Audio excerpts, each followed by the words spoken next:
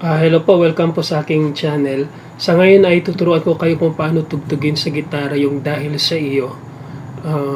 Tutugtugin ko muna ng yung parang standard tempo, then after that tutugtugin ko po ng medyo mabagal with explanation. Sakaling gusto nyo po ang piyesa na to ay pwede nyo pong makuha ito. I-click nyo naman po yung link sa description box below. Intro ay ganito po.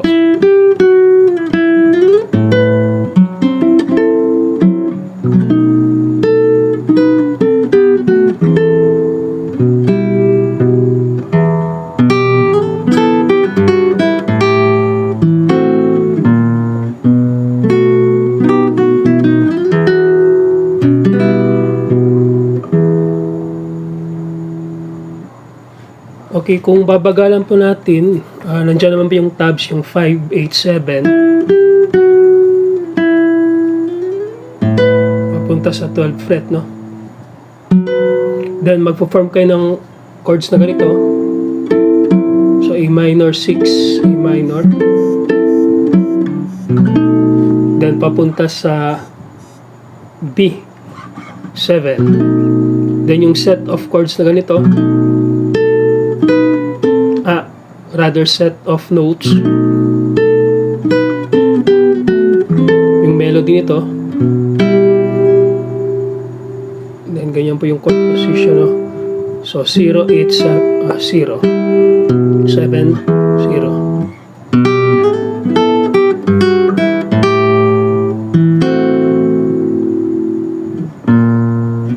Yan. So 1, 2. Chromatic.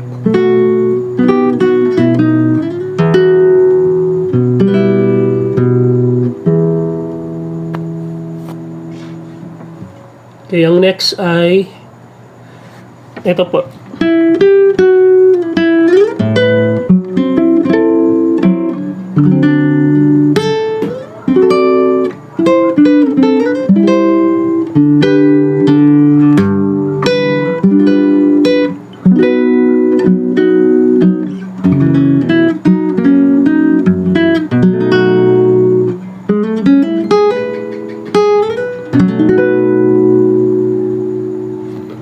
Okay, medyo bagalan po natin. Nandiyan po yung tabs.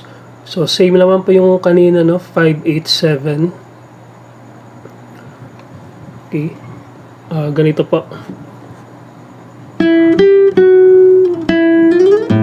So, same lang. Then, yung set of chords na ganito. After po nyan, ay magdi-D7 po tayo. Ganito po yung chord formation. Then, lipat ng higher fret, pero D7 lang po yan. Same lang po yan, no? Ito yung next na melody. Then yung first finger nasa 3rd fret.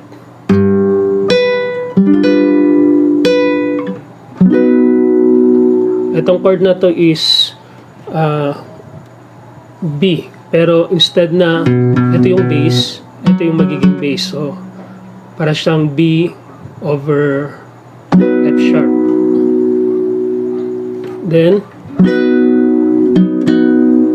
so lalaruin niyo naman po yung mga set of notes na nandyan sa B. Then, lipat ng F sharp 7 dito sa 2nd fret. B7. Then yung parang, ito yung parang running note. Ayan. So aralin nyo naman po yung bilis, no? Okay. Then, pinch bar. Papunta sa 7th fret. Then form ng B7. Okay, chorus.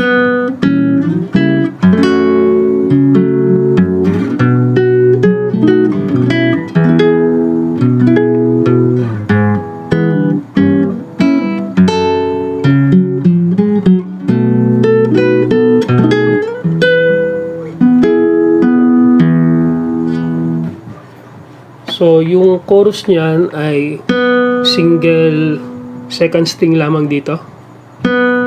Then, magpo-form kayo ng chord na ganito. C sharp diminished 7. Ito C sharp diminished 7 din yan, papunta sa F sharp. So ganun po yung tension, no? Then papunta sa B7. Ganun. Then ang next chord ay ganito po. So para siyang A/B. Then E. Papunta sa 4th fret. 7, 4. Then ang next is E. Ito pong position. Yan, set of chords. C sharp diminished 7. Papunta naman sa F sharp minor to, pero yung melody ay ito po. Then yung mga bass na ganito.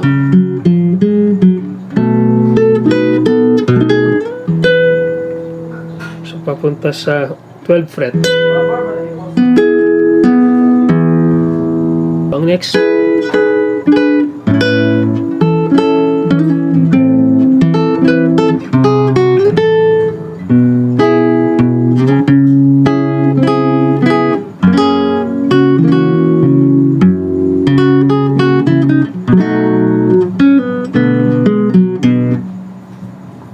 yun.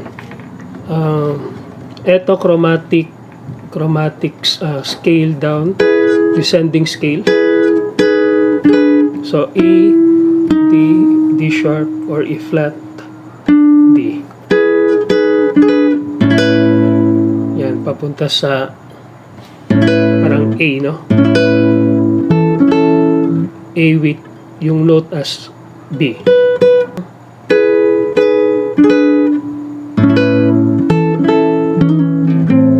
Yung slur na ganito.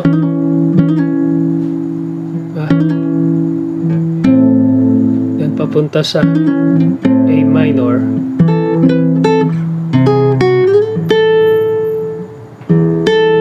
Zero 5. Ito. Then chord formation na ganito. Papunta sa 4th fret.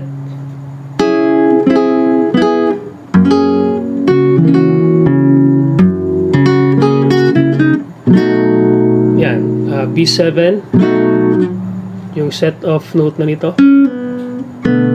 B7 lang po yan, no? So parang inversion siya from here naging dito. So G sharp, F sharp, D.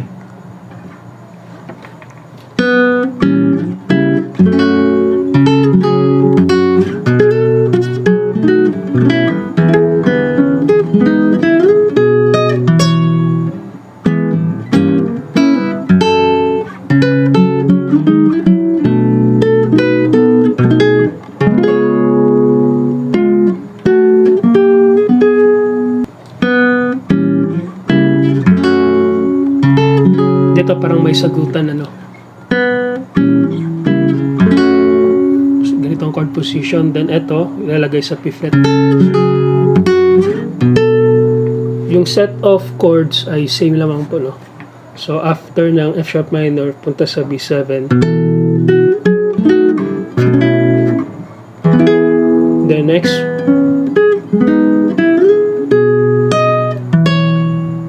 then itong chord na to or yung mga notes nito ay same lang po dito.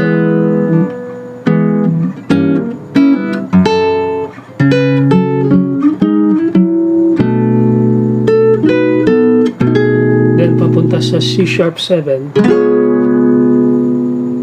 So nakabar lahat. Yan. So from here, 7th fret, 8, 9, then hold.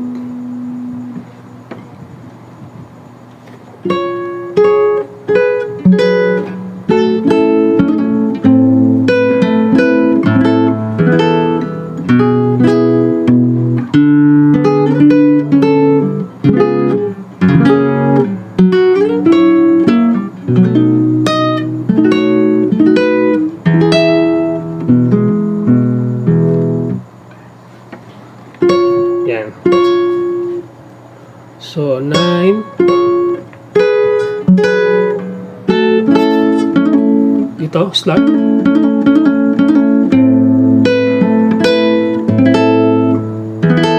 Ito yung chord.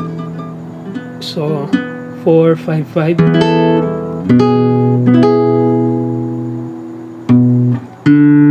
Dito, relax. Diba? 4, 7. C sharp 7. Yan. Ito, F sharp 9.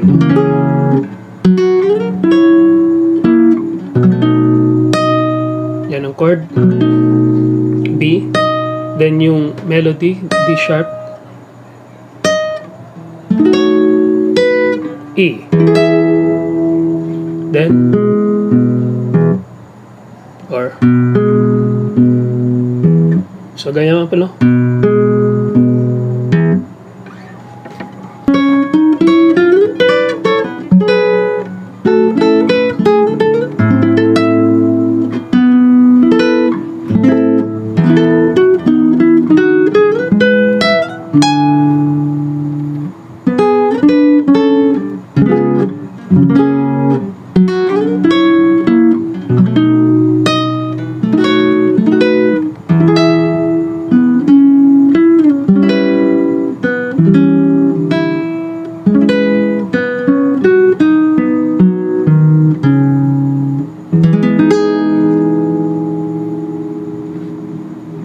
So, ang ending po niyan ay ganito. So, ganito po yung chord, yung hand position. So, 6, 9. So, ganyan po yung ginawa ko, no? Then, ito, A minor man to. No? Then,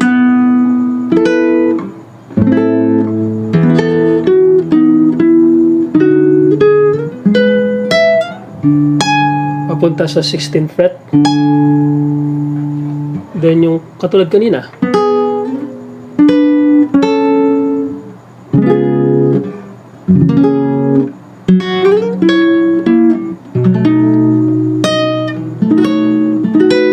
E.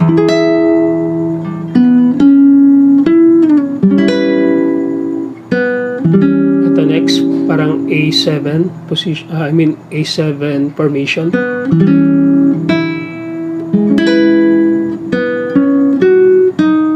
Dito naka-bar na yung preparation, no?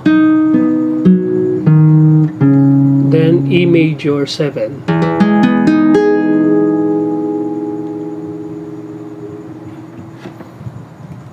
At doon po nagtatapos ang ating tutorial. Sana po'y somehow helpful sa inyo at makatulong sa inyo at sana po'y nagustuhan ninyo. Comment down below kung sakaling may mga requests or may gusto kayong malaman tutorial. By the way, gaya ng sinabi ko, available po ang tabs, notation at chords. Click nyo na lamang po yung description box below. Salamat po.